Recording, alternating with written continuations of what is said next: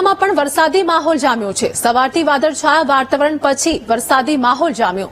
સિઝનનો પહેલો વરસાદ પડતા ખેડૂતોમાં ખુશીની લહેર જોવા મળી છે। વરસાદ શરૂ થતા વાતાવરણમાં પણ ઠંડક પ્રસરી છે।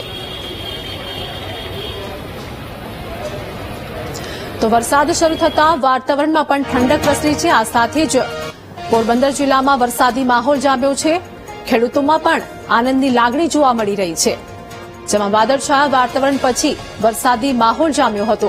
પોરબંદરમાં વરસાદ પડતા ખેડૂતોએ પણ રાહતનો શ્વાસ લીધો છે।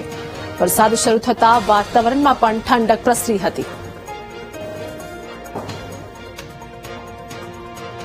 તાપી જિલ્લામાં વાતાવરણમાં પલટો આવ્યો છે। હવામાન વિભાગે વરસાદની આગાહી કરી હતી। સવારથી વાદળછાયા વાતાવરણ બાદ વ્યારામાં પણ વરસાદ ખાબક્યો છે।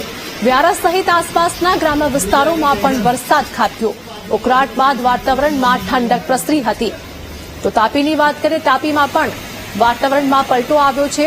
ઉકળાટ બાદ વરસાદથી વાતાવરણમાં ઠંડક પ્રસરી છે। જિલ્લામાં વાતાવરણમાં પલટો આવતા હાલ વાતાવરણ ઠંડુ બન્યું હોય અને વાદળછાયા વાતાવરણ બાદ વ્યારામાં પણ ધોધમાર વરસાદ ખાબક્યો હતો।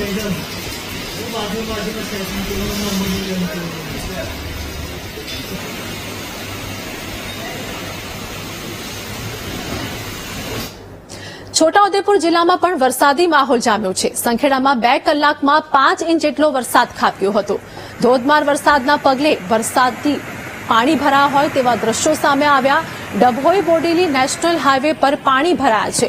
રોડ પર પાણી ભરાતા વાહન ચાલકોને હાલાકી ભોગવવાનો વારો આવ્યો છે। સંવાદદાતા રાજેશ અમારી સાથે જોડાઈ ગયા છે। રાજેશ, સંખેડા વિસ્તારમાં ધોધમાર વરસાદ ખાબક્યો। ધોધમાર વરસાદને પગલે પાણી ભરાયા હોય તેવા દ્રશ્યો સામે આવી રહ્યા છે। શું વધુ અપડેટ?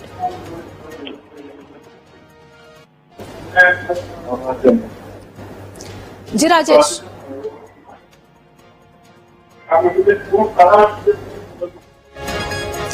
તો છોટાઉદેપુર સંખેડામાં પણ ધોધમાર વરસાદ ખાબક્યો। ધોધમાર વરસાદને પગલે પાણી ભરાયા હોય તેવા દ્રશ્યો સામે આવ્યા છે અને ડભોઈ બોડેલી નેશનલ હાઈવે પર પાણી ભરાતા સ્થાનિક લોકોને પણ હાલાકી ભોગવવાનો વારો આવ્યો છે।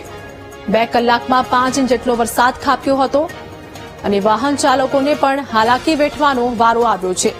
ધોધમાર વરસાદના પગલે પાણી ભરાયા હોય તેવા દ્રશ્યો પણ સામે આવ્યા છે, જેમાં છોટાઉદેપુર જિલ્લામાં વરસાદી માહોલ જામ્યો। સંખેડામાં 2 કલાકમાં 5 ઇંચ જેટલો વરસાદ ખાબક્યો।